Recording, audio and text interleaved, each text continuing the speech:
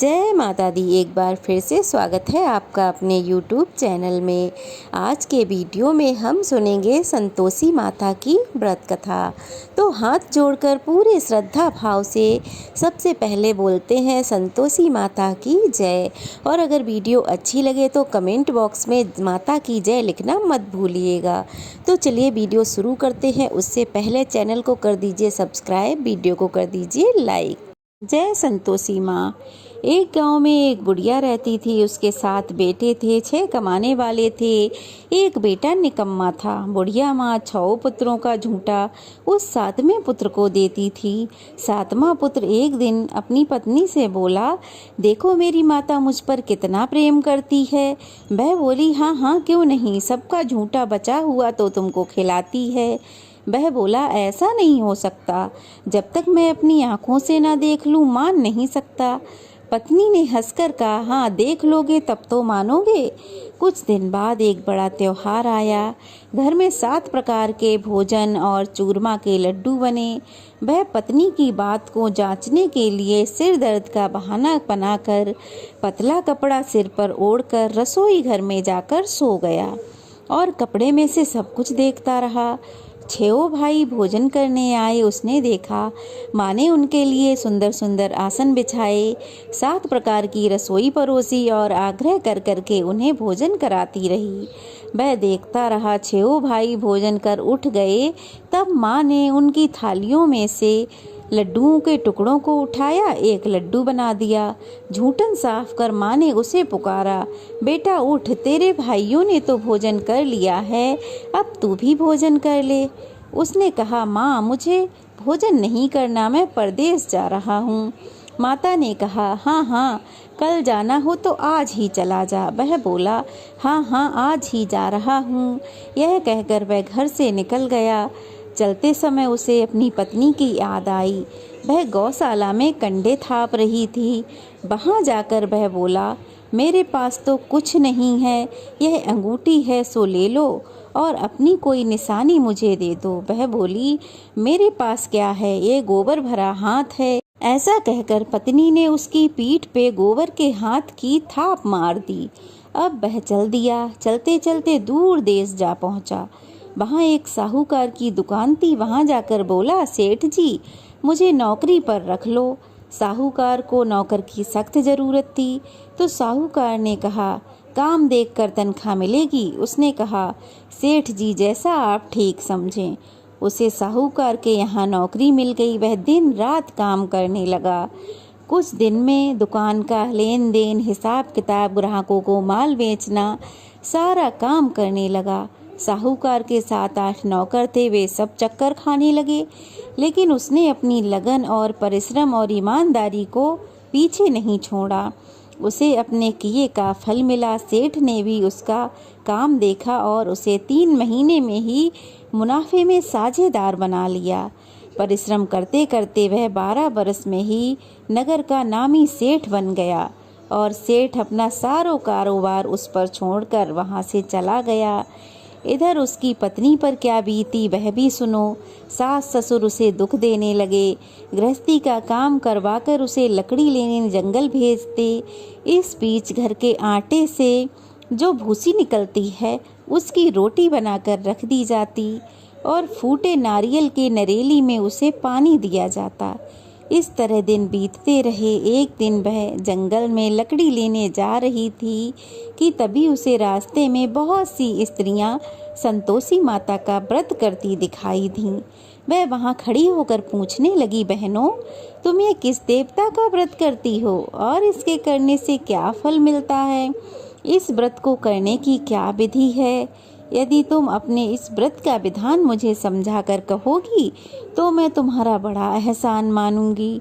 उनमें से एक स्त्री बोली, सुनो यह माता संतोषी का व्रत है। इसके करने से निर्धनता दरिद्रता का नाश होता है, लक्ष्मी माँ आती हैं, मन की सभी चिंताएं दूर हो जाती हैं, मन को प्रसन्नता और शांति मिलती है, निपुति को पुत्र मिलता है, प्रीतम बाहर गया हो तो शीघ्र ही लौट आता है, कुंवारी कन्याओं को मनपसंद वर मिलता है, चलता हुआ मुकद्दमा खत्म हो जाता है, कलेश से निवृत्ति मिलती है, सुख शांति होती है, घर में धन जमा हो जाता है, धन जायदाद का लाभ होता है तथा मन में और अन्य कोई भी कामना हो वह सब संतोषी माता की कृपा से अवश्य ही पूर्ण हो जाती है। तब वह पूछने लगी, यह व्रत कैसे किया जाता है, यह भी बताओ तो बड़ी कृपा होगी। वह स्त्री कहने लगी, बिना परेशानी श्रद्धा और प्रेम से जितना भी बन सके प्रसाद लेना, 5.25 पैसे से 5.25 आने तथा इसमें भी ज़्यादा शक्ति और भक्ति के अनुसार गुड़ और चना लें। हर शुक्रवार को निराहार रहकर कथा कहना सुनना, इसके बीच में नियम ना टूटे, लगातार नियमों का पालन करना। सुनने वाला कोई ना मिले तो घी का दीपक जलाकर उसके आगे जल के पात्र को रखकर कथा कहना, परंतु नियम ना टूटे जब तक कि कार्य सिद्ध ना हो जाए। जब तक कार्य सिद्ध ना हो नियम पालन करना और कार्य सिद्ध हो जाने पर व्रत का उद्यापन करना। 3 मास में माता पूरा फल प्रदान करती हैं। यदि किसी के ग्रह खोटे हैं तो भी माता 1 वर्ष में अवश्य ही अनुकूल फल देती हैं। कार्य सिद्ध होने पर उद्यापन करना चाहिए, बीच में नहीं। उद्यापन में 2.5 सेर आटे का खाजा तथा इसी अनुसार तथा खीर बना लें तथा चने का साग बना लें और फिर 8 बच्चों को भोजन कराएं। जहाँ तक मिले अपने देवर जेठ भाई बंधु कुटुंब के लड़के लें, ना मिले तो रिश्तेदार और पड़ोसियों के लड़के बुलाएं। उन्हें बुलाकर भोजन कराएं, यथाशक्ति दक्षिणा दें। माता का नियम पूरा करना, ध्यान रखें कि उस दिन घर में कोई खटाई ना खाए। यह सुनकर वह बहू वहाँ से चल दी। रास्ते में लकड़ी ली, बोझा लिया और फिर वह लकड़ी बेच दी। उनसे जो पैसे आए उनसे गुड़ और चना ले माता के व्रत की तैयारी कर आगे चल दी। रास्ते में संतोषी माता के मंदिर में जा माता के चरणों में लौटने लगी और विनती करने लगी, हे माँ, मैं दीन हूँ, मूर्ख हूँ, व्रत के नियम नहीं जानती, मैं बहुत दुखी हूँ। हे माता, मेरा दुख दूर करो, मैं तुम्हारी शरण में आई हूँ, मुझ पर दया करो। एक शुक्रवार बीता कि दूसरे शुक्रवार को ही उसके पति का पत्र आया और तीसरे शुक्रवार को उसका भेजा हुआ पैसा आ पहुंचा। यह देखकर उसकी जेठानियां मुंह सिकोड़ने लगीं। इतने दिनों बाद पैसा आया, इसमें क्या बढ़ाई। लड़के ताने देने लगे, काकी के पास अब पत्र आने लगे हैं, रुपया आना लगा है, अब तो काकी की खातिर बढ़ेगी, अब तो काकी बुलाने से भी नहीं बोलेगी। बेचारी सरलता से कहती, भैया पत्र आए, रुपया आए, हम सबके लिए अच्छा है। ऐसा कहकर आंखों में आंसू भरकर संतोषी माता के मंदिर में जा मातेश्वरी के चरणों में गिरकर रोने लगी। माँ, मैंने तुमसे पैसा नहीं मांगा, मुझे पैसे से क्या काम, मुझे तो अपने सुहाग से काम है, मैं तो अपने स्वामी के दर्शन और सेवा मांगती हूँ। तब माता ने प्रसन्न होकर कहा, जा बेटी, तेरा स्वामी जल्दी ही आएगा। यह सुन खुशी से बावली होकर वह घर आकर काम करने लगी। संतोषी माँ विचार करने लगी, इस भोली पुत्री से मैंने कह तो दिया कि तेरा पति शीघ्र आएगा, पर वह आएगा कहाँ से, वह तो इसे स्वप्न में भी याद नहीं करता। उसे इसकी याद दिलाने मुझे ही जाना पड़ेगा। संतोषी माता ने उस बुढ़िया के बेटे को स्वप्न में समझाया, पुत्र, तेरी पत्नी बड़े कष्ट उठा रही है, घर वाले उसे बड़े कष्ट दे रहे हैं, तू शीघ्र जा उसकी सुधि ले। वह बोला, माता, मैं तो यह सब नहीं जानता, परंतु मैं क्या करूं, वहां कैसे जाऊं, परदेश की बात है, लेन देन सारा हिसाब किताब है, कोई जाने का रास्ता नजर नहीं आता, आप ही कोई राह दिखाएं कि मैं कैसे जाऊं। माँ कहने लगी, सवेरे नहा धोकर संतोषी माता का नाम ले, घी का दीपक जला दंडवत कर दुकान पर जा बैठना। देखते देखते तेरा सारा लेन देन चुक जाएगा, जमा माल बिक जाएगा, सांझ होते होते धन का ढेर लग जाएगा। वह अगले दिन सुबह जल्दी उठा। उसने अपने मित्र बंधुओं परिचितों को स्वप्न में माता द्वारा की गई बात कह सुनाई। वे सब उसकी खिल्ली उड़ाने लगे। वे कहने लगे, कभी सपने की बात भी सच होती है, एक बूढ़ा व्यक्ति समझदार था। वह बोला, देखो भाई, मेरी मानो तो इस तरह सांच झूठ करने के बदले देवता ने जैसा कहा है वैसा ही कर लो, इसमें करने में क्या जाता है। बूढ़े की बात मानकर वह नहा धोकर संतोषी माता का नाम ले उन्हें प्रणाम कर उनके आगे एक घी का दीपक जलाकर दुकान पर जा बैठा। अब क्या, देखते ही देखते उसका सारा माल बिक गया। शाम तक धन का ढेर लग गया। वह हैरान हुआ। मन में संतोषी माता का नाम ले प्रसन्न हो अपने घर जाने के वास्ते गहना कपड़ा खरीदने लगा। सब काम से निपटकर वह घर की ओर रवाना हुआ। उधर उसकी पत्नी जंगल में लकड़ी लेने गई। लौटते वक्त थक जाने के कारण माता के मंदिर में विश्राम करने बैठ गई। यह तो उसका रोज का रुकने का स्थान था। धूल उड़ती देख उसने पूछा, हे माता, यह धूल कैसी उड़ रही है। माँ ने कहा, हे पुत्री, तेरा पति आ रहा है। तू ऐसा कर, लकड़ियों के 3 बोझ बना, एक नदी के किनारे रख, दूसरा मेरे मंदिर पर और तीसरा अपने सिर पर रख। तेरे पति को लकड़ी का गट्ठा देखकर मोह पैदा होगा, वह यहाँ रुकेगा, नाश्ता पानी बना खाकर माँ से मिलने जाएगा। तू लकड़ी का बोझ उठाकर जाना और बीच चौक में गट्ठा डालकर जोर से 3 आवाज लगाना। लो सासू जी, लकड़ियों का गट्ठा लो, भूसी की रोटी दो, नारियल के खोपरे में पानी दो, आज कौन मेहमान आया है। संतोषी माँ की बात सुनकर वह बहुत अच्छा माँ कहकर प्रसन्न हुई और लकड़ियों के 3 बोझ बना लाई। एक नदी तट पर रखा, दूसरा माता के मंदिर पर। इतने में ही एक मुसाफिर आ पहुँचा। सूखी लकड़ी देख उसको इच्छा हुई कि अब यहीं विश्राम कर ले, भोजन बना खाकर फिर गांव को चले। इस प्रकार भोजन बनाकर खाया, विश्राम कर वह अपने गांव को गया। उसी समय बहू सिर पर लकड़ी का गट्ठा लिए आई। उसने गट्ठा को आंगन में डाला और जोर से 3 आवाजें दी। लो सासू जी, लकड़ी का गट्ठा लो, भूसी की रोटी दो, नारियल के खोपरे में पानी दो, आज कौन मेहमान आया है। यह सुनकर सास अपने दिए हुए कष्टों को भुलाने के लिए कहने लगी, बहू, तू ऐसा क्यों कहती है, तेरा मालिक ही तो आया है। आ बैठ, मीठे भात खा, गहने कपड़े पहन। पत्नी की आवाज़ सुनकर उसका स्वामी बाहर आया और उसके हाथ में पहनी अंगूठी देख व्याकुल हो गया और माँ से पूछने लगा, माँ, यह कौन है। माँ बोली, बेटा, तेरी पत्नी है। आज 12 बरस हो गए। जब से तू गया है तब से सारे गांव में जानवर की तरह भटकती फिरती है, काम काज कुछ करती नहीं, 4 समय आकर खा जाती है। अब मुझे देखकर भूसी की रोटी और नारियल के खोपरे में पानी मांगती है। वह बोला, माँ, मैं इसे भी जानता हूँ और तुम्हें भी। मुझे दूसरे घर की चाबी दो, मैं उसमें रहूँगा।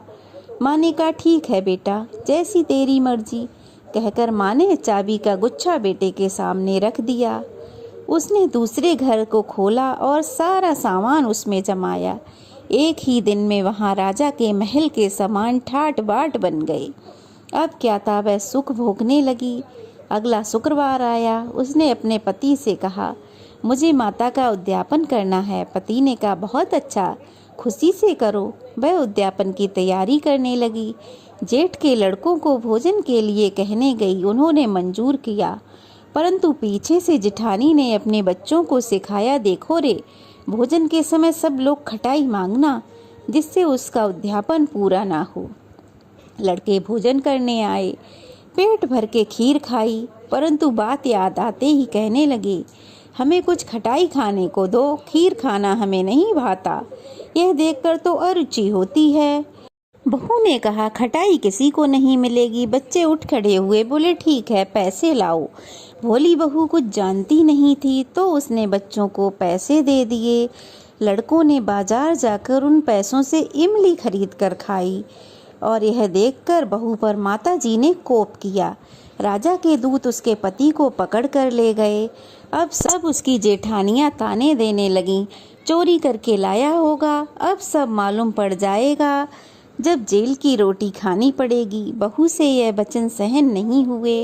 वह संतोषी माता के मंदिर में गई और कहने लगी, हे माता, यह तुमने क्या किया? हंसा कर क्यों रुलाने लगी?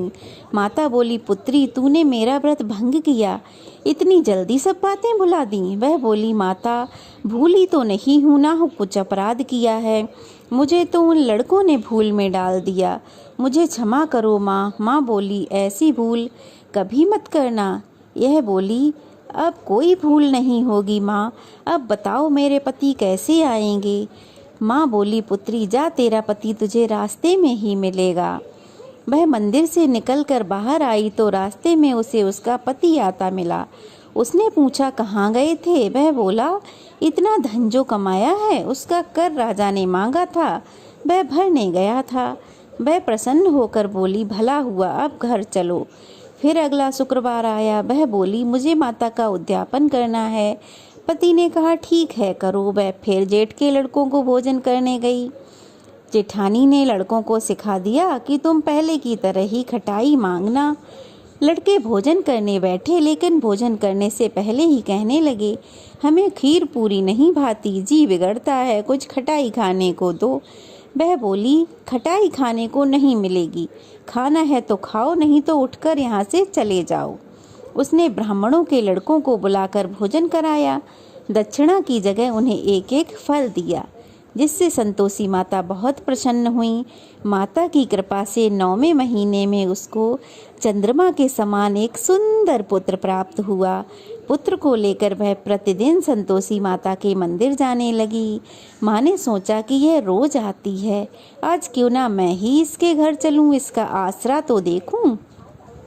यह विचार कर माता ने एक भयानक रूप बनाया। गुड़ और चने से सना मुख, ऊपर से सूंड के समान मोटे मोटे ओंठ, जिन पर मक्खियाँ भिनभिना रही थीं। दहलीज में पांव रखते ही उसकी सास चिल्लाई, देखो रे, कोई चुड़ैल डांकनी चली आ रही है, लड़कों इसे भगाओ, नहीं तो ये सबको खा जाएगी। बहू रोशनदान में से देख रही थी। वह प्रसन्न हो उठी, आज मेरी माता मेरे घर आई है।